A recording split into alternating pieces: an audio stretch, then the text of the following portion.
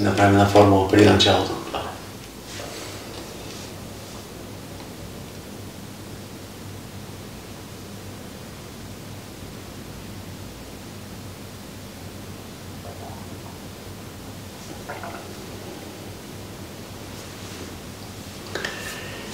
Здравейте, приятели! Днес е 21-та част от нашата поредица въпроси на децата към Елиазар. Днес със своите въпроси ще ни гостуват Сияйна, Аделина, Изабела и Александър. И започваме с първия въпрос на Сияйна. Как 11-тият старец създава гръмотевиците? Сам или с феите на гръмотевиците? Правим една малка приказка сега. Има богове, които движат гръмотевиците. Те правят силата на гръмотевиците и те ги насочват и напътват. Те чистят пространството. Тук старците могат да бъдат само изключения. Старците имат само чиста сила, помагаща сила. По-важно е гръмотевицата, която е чиста енергия към древния път. Тя влиза в чистия, в съзнанието му и мълниеносно го просветлява. Посвещението е нещо мълниеносно. В чистота и мълчание, когато енергията е в такава позиция, няма грях. И идеята на мълнията е да избликне в нас изначалното и да ни насочи в древния път. Това е идеята. Какво би ни казал за това, че гръмотевицата и светкавицата е като символ и се асоциира с истината? Вашата гръмотевица е едно, а вътрешната е това мълниеносно да схванеш замисъл на Бога и скритата прасветлина в това мълниеносно. И тук се изпреварва ума. Скоростта е съвсем друга. И човек влиза в посвещение. Въпрос на миг в мига. Дълмилен миг вътре в мига. И ума изпреваря.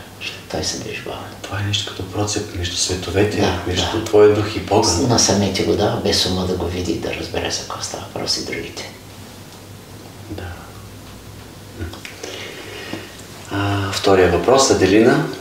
Може ли да спрем децата да се обиждат и да си казват лоши думи? Първо трябва да спрем себе си и да се научим да ги преодоляваме. Защото лошите думи са живи същества, които търсят своите жертви.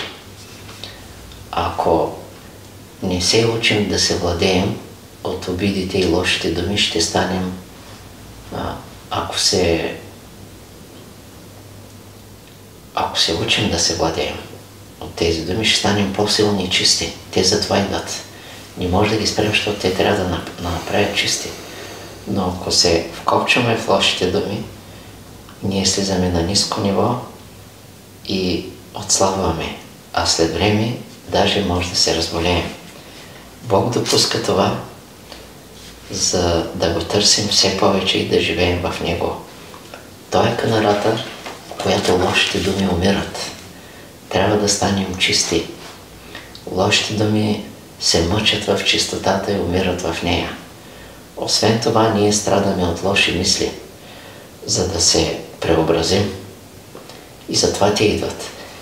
Ако те не идват, ние не можем да се преобразим и няма да имаме дълбоки правилни избори. Ако ние се подаваме на лошите мисли, тогава къде е нашата дълбочина и нашата любов? Ако живеем с лоши мисли, те ще ни направят нереални. Падането в лоши мисли е от липса на будност, а самоовладяването е лечение. Може да прощавай лошите думи и увеличавай своята сила.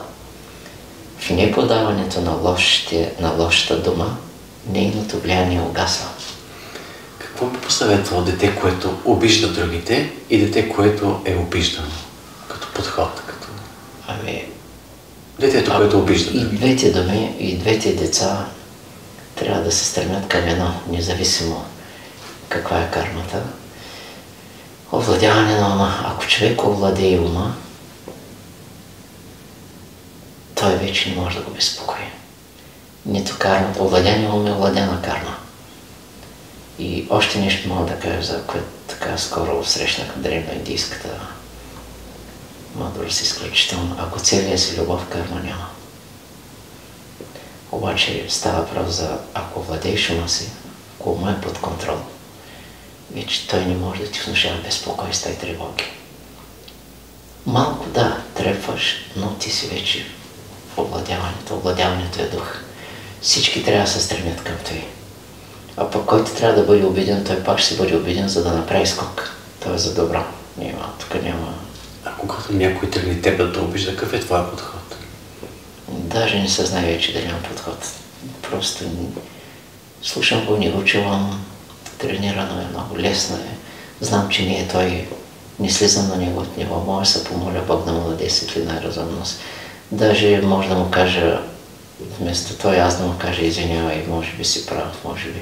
Той се разтоварва от тези духове, той някъде трябва да има отдушник. Той след време, като види, че не може да се захвана за нищо, той няма да има смисъл да му обижда, защото отива на вятъра заедно с ония дух. И ще търси други жертви, но накрая ще разбере, че това не е път. Нито за него, нито за... Затова имаш толкова много приятели. Ти не умееш да се караш с хората, Петя. То няма... Ти даже вече има животни, които се разбират. Смешно е. Да. Третия въпрос на Изабела. Мога ли да видя Бог? Мога ли да видя Елиазар? Тя те видя вече в стаята. Да, бяхме с стаята нощ. Да. Рано или късно всеки ще види Бог. Истинското виждане на Бога се дарява от Бога. Така той пак си остава скрит. Но вече става близък. Знаеш го, че е тайна до тебе, чрез преживяване. Бог е същността на живота и ние сме длъжни да видим тази същност. Между другото, това искат и взаимно учителите. Той не иска последователи. Иска да познае своята същност. Той не иска да говориш, да цитираш. Иска да вървиш в чистота, да имаш чисто присъствие. Това иска дзен. Много е фин дзен, подготвяме там, както иде. Любовта е условието за виждане на Бога. Когато го видим, ние се възраждаме и се отдаваме на служене. Няма по-голям дар от служене на Бога. Бог е кристална вода. Ако го познаем, ставаме свободни. Друга мярка. Бог е съкровенно слово, чисто излияние на словото. Ако Бог е решил, ще видиш и Елиазар. Ама ние се видяхме. Да. Защо децата искат да те видят? Нещо в тяхната душа иска да ме види като спомен. Да видят дух, да видят скрития Бог в мене, който и аз съм се старал да видя, и те искат да видят също Бог. Всъщност не е мене. Да. Друга идеята, и те искат да видят Бог в себе си. Ама ушче е в мене, пък той е в тях. Ето днеска даже ми се обадиха от чужбина, за да един така твой последовател, който от 10 години те слуша, просто за да чуе гласа ти. Защо ще ти искат да те видят и да чуят гласа ти? Да, приятен човек беше така възрастен, с отношение. Иска да чуе нещо, което го има дълбоко в него. И така да...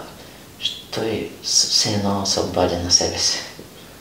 Аз играех само някаква роля, да го поздравя, да се зарадва човека, но нещата са вътре.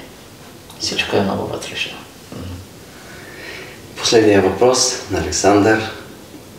Той казва на майка си: мамо, не мога да говоря свободно, защото внимавам. В смисъл, че той иска да съблюдава истината. Който обича истината, винаги внимава как да говори. Как да пита и как да мълчи.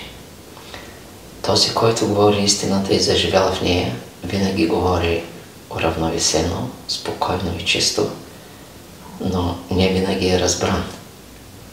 Разбирането на човека идва от любовта му към истината. Главният му приятел е истината. Аз знам, че само Бог и учителя могат да просвещават реално човека. А съдбата се определя от отношението на човека към Бог и истината. Истината е нектар. Целта на изпитанията е да възкресят истината в човека. Истината се доказва безмълвие и истината ще разруши всички илюзии. Това е. Да. А могат ли децата да съблюдават истината? Те могат да им бъде показана посоката да бъдат обучавани и с формули, и с пример. Само с формули не става, само с личен пример не става. Много е важно майките да говорят искрено, да създадат поле на доверие и там вече истината може да се внесе постепенно. И обаче пак зависи и от кармични моменти, които могат да бъдат надмогнати, защото няма оправдание с кармата. И каквато и да е кармата на човека, учителя каза, трябва да си оправиш грешките. Няма тук карма, няма оправдание. И от тук нататък и аз ти казах, ако имаш любов, кармата ще погълнеш. През месец юни ще ни гостуват своите въпроси Лола, Невена, Аделина и отново Александър. Един от въпросите на Александър ще го прочита. Той е за пентаграма. Ако нарисуваш пентаграма върху себе си, пази ли те тогава? Да. Ще му отговорим. Да, и сети се за нещо, ако е удобно само да кажеш така с няколко думи. Идеята е следната. Ако правиш формули без правилни постъпки, формулите могат да се обърнат срещу тебе. Може ли това така да се каже? Връщат се. Погрешната постъпка според учителя, това е сбор. Това са твоите скрити мисли, твоите чувства и постъпката е плод.